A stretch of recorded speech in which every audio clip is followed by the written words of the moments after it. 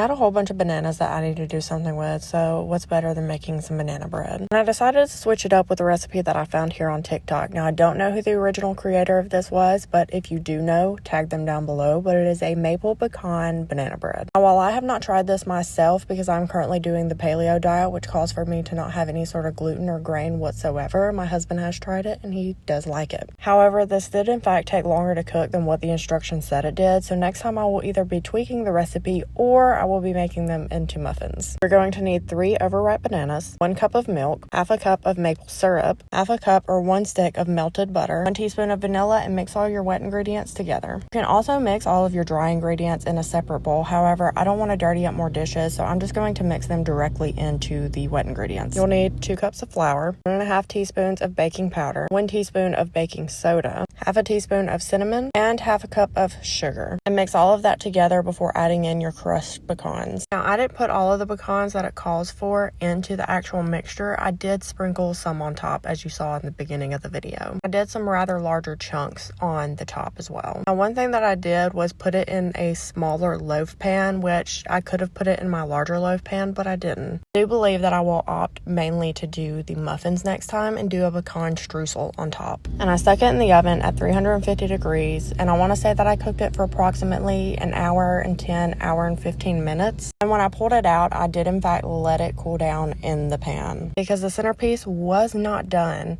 even when I pulled it out at the very end, but we had to leave to go to my son's baseball game, so it had to come out of the oven. And thankfully, by the time we came back, it was completely cooked through. Do you feel like there was a little bit too much liquid that went into this recipe specifically? Primarily the bananas. Typically, banana bread recipes only call for 2 overripe bananas. And in my personal opinion, using 3 bananas is far more beneficial because it keeps the bread from being dry. I'm definitely going to be playing around with this recipe for a little bit.